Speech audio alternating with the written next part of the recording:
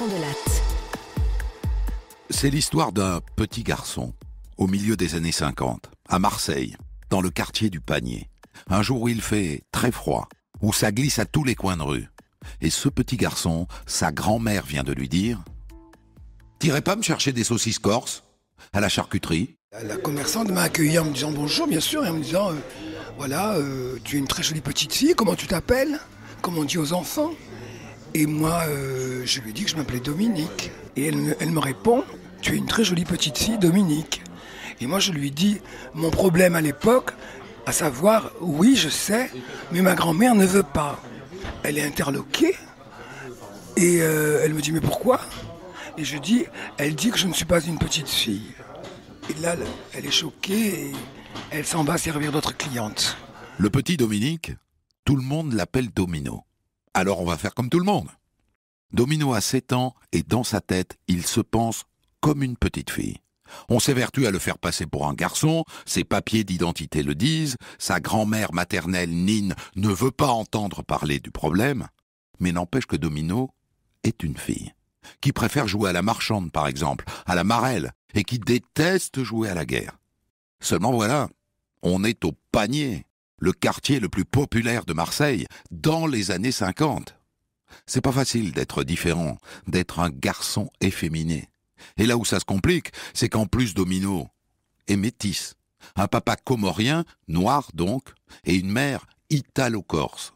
Moi, j'étais dans un quartier où il y avait beaucoup d'Italiens et de Corses, et nous étions la seule famille métisse du quartier. Et donc, moi, je me considérais comme blanc. Et soudain, on m'a fait comprendre, avec des mots un peu durs, comme sont les enfants, style négresse verte, bamboula, que je n'étais pas blanche. Les études, j'avais compris qu'il fallait que j'en fasse, et donc, pour faire plaisir à mon père, pour qu'il soit fier de moi. Ça me faisait plaisir de voir qu'il était fier de moi, parce que j'avais pratiquement, pas vraiment, mais pratiquement résolu mon problème de refuser ma négritude, donc de le refuser lui. J'avais compris que si j'étais brillante dans mes études, tout passerait. Et c'est ce qui s'est passé vraiment, parce que on disait, mais ça va lui passer, c'est l'adolescent. Mais j'étais très féminin, très efféminé.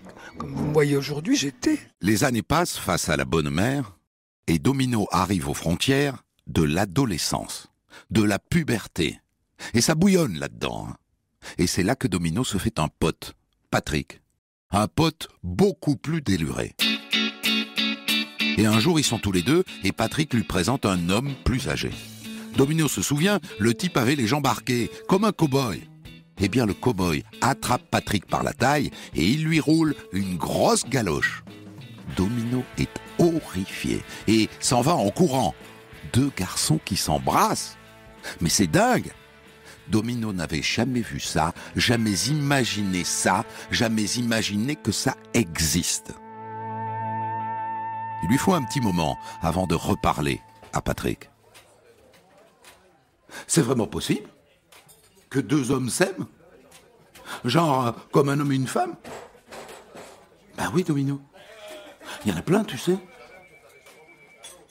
Domino dans sa tête. Il était une fille qui était attirée par les garçons. Mais là, ce qui s'ouvre à lui, c'est autre chose. Il serait un garçon attiré par les garçons. Et il ne serait pas tout seul. Ça serait donc pour ça qu'on le martyrise depuis qu'il est tout petit. Parce qu'il est homosexuel, pédéraste, comme on disait à l'époque. Quand je vous disais que ça bouillonne, eh ben ça bouillonne. Un jour, Patrick parle à Domino des allées de Meillan. C'est en haut de la Canebière. Une rue avec des platanes, des bars, des terrasses, des gens qui rigolent fort et qui s'habillent. Tendance. Domino va y faire un tour, bien sûr. Et là, je vois une bande comme ça, mais c'était fascinant. De voir d'un coup ces espèces de personnages haut en couleur, piaillant, criant. Et je suis allé voir pendant plusieurs jours, 2-3 fois comme ça. Et un jour, parmi toute la foule, j'en avais rencontré un que j'avais cru apercevoir dans mon quartier du Panier. Et je me suis approché de lui et je lui ai dit, écoutez, voilà, je pense que je suis comme vous et j'aimerais être votre copain. Et il m'a regardé, il a dit oui. Ce jeune homme se fait appeler Marilyn. Dans la bande, c'est la règle, hein. Corps de garçon, prénom de fille. Et Marilyn a été attendrie par le petit métis frisé. Et c'est Maggie, la doyenne, qui accueille Domino dans la bande, à sa façon. Oh, tu l'as trouvé où, celui-là? Non, mais t'as vu comment il est fagoté? Et ses cheveux frisés? Oh, il est bougnoul ou quoi? Marilyn, si tu veux qu'il reste avec nous, celui-là, va y avoir du boulot, hein, pour qu'il ressemble à un mannequin de chez Catherine Harley, hein. Pour l'instant, je vois plutôt un mannequin de chez Olida. Domino connaît Catherine Harley. C'est une agence de mannequins qui incarne la mode dans ces années-là. Et elle sait qu'Olida, c'est une marque de saucisses. Elle ne dit rien. Elle encaisse. Si c'est le prix à payer pour entrer dans cette bande. Et puis ce sont les grandes vacances. Patrick part, comme tous les ans, sur l'île de Ré. Et Domino reste à Marseille. Avec cette impression que ça ne va pas être un été comme les autres. Et ça ne va pas être un été comme les autres. Vraiment pas. Car Marilyn va s'occuper de Domino. Pour commencer, elle l'emmène à la plage, dans les Calanques. Et après, elle lui fait découvrir la vie des homos dans les années 60 à Marseille. Par exemple, les lieux de drague, les jardins publics, certaines calanques, des salles de cinéma. Et aussi les insultes dans la rue. Les fois où il vaut mieux s'enfuir en courant. Et puis arrive la rentrée en seconde. Et Patrick est de retour. Et ça y est, il l'a fait. C'était comment? T'as pas eu peur? Ça fait mal? T'as pleuré? T'es con. C'était génial. On va se revoir. Seulement voilà. Un jour, Patrick manque à l'appel, à l'école. Il avait rencontré un garçon qui me présente, que j'appelle le cow-boy. Et donc ils avaient une relation comme ça, mais de flirt. Et un jour, que ses parents n'étaient pas là, il a décidé de faire venir son copain, le cow-boy, à la maison. Manque de bol, les parents sont arrivés plus tôt, ils les ont surpris. Non pas au lit, mais enfin à moitié nus, quand ils ont ouvert la porte, voilà. Et donc tout de suite, ça a été... ils l'ont sorti du lycée, ils l'ont envoyé en Suisse. Je sais qu'après, j'ai appris que traitements hormonaux, testostérone, enfin vous voyez, toutes ces choses pour l'empêcher d'être malade. Car à l'époque, c'était considéré comme une maladie. Dans les années 60, souvenez-vous que l'homosexualité était considérée comme une maladie. Et en plus, c'était un délit, passible du tribunal, et ce jusqu'en 1982. On oublie ces trucs-là. Fin de la parenthèse. Domino a perdu Patrick, mais il lui reste Marilyn. Marilyn qui a commencé à s'occuper de son allure, de ses cheveux, de ses vêtements. Eh bien maintenant, il ne reste plus qu'une chose à faire. Tomber amoureux. Et dans ces années-là, c'est dans les surbooms que ça se passe. Pendant les slows. Sur Only You des Platters. Oh. Ah, Only You. Rien de tel pour emballer. Il s'appelle Daniel. Il est grand, élégant, les yeux bleus, et il plaque Domino contre le mur et il lui donne son premier baiser. Sur la bouche, avec la langue. Et puis il disparaît. Ça ne sera donc pas lui, le premier grand amour de Domino. Juste un avant-goût. Et puis arrive l'anniversaire d'une des amies de la bande des Allées-Meillan, au Mistral. Domino en rêve depuis des semaines de cette soirée. Mais comment s'habiller, hein? Il met ce qu'il a de mieux, bien sûr. Un pull vert. Et puis quand il arrive devant le Mistral, il en a honte de ce pull vert. Alors tant pis, il n'ira pas, et puis c'est tout. Et il est en train de rentrer chez lui, quand un homme l'interpelle. Ça va? On se connaît, non? Si, on s'est déjà vu. Ça te dit d'aller chez moi, boire un verre? Je rentre chez lui, enfin, je monte avec lui, tout ça, il commence à me dévorer. Franchement, ça ne me plaisait pas. Lui-même ne me plaisait pas. Et d'un coup, il me déshabille et il prend mon sexe dans sa bouche, et là, c'est une horreur. Mais vraiment une horreur. Et Domino s'enfuit en courant, bouleversé. Mais qu'est-ce qui ne va pas? Qu'est-ce qui ne va pas chez lui? Pourquoi est-ce qu'il n'arrive pas à être attiré par ces garçons qui aiment les garçons? Pourquoi il n'est pas comme les autres de la bande? C'est l'enfer dans sa tête. En plus, à cette époque-là, c'est aussi l'enfer à la maison. Son père et sa mère ont divorcé, sa mère s'est recasée et le beau-père ne supporte pas ses manières, sa façon de parler, ses vêtements. Alors un jour, il lui colle une raclée. Et puisque c'est comme ça, Domino s'en va. Il va vivre avec son père, loin du panier, dans ces nouveaux immeubles qui viennent de sortir de terre. Ensuite, il y a le premier homme avec lequel Domino couche, Daniel, le premier baiser qui réapparaît, et puis Domino qui décroche son bac et s'inscrit en fac de droit à Aix-en-Provence. Tiens, ça fait un moment qu'il ne va plus aux Allées-Meillan. Un jour, il y retourne. Je voulais pas qu'on sache, ça se voyait, mais comme le nez au milieu de la figure, il y en a beaucoup de par où je passais, on me montrait du doigt, c'est évident, mais dans ma tête, comme certains de mes amis aujourd'hui, on pensait qu'on savait pas. On donnait beaucoup de surnoms. Il y en a un qui a eu un éclair de génie, et il m'a appelé Clandestine. Et Domino devient Clandestine. Et pour fêter le retour, la bande décide d'aller à l'inauguration d'un nightclub, le Paradou. La boîte est pleine à craquer. Quasiment pas de femmes, énormément d'hommes, et sur scène, une certaine Lady Jane.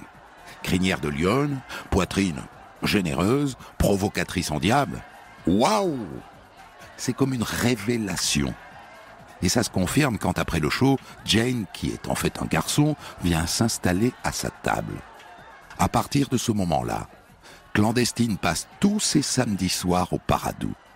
Et puis un jour, le barman démissionne et on lui propose de le remplacer. Et un soir, Lady Jane propose à Clandestine de monter sur scène, habillée en femme, façon années 20.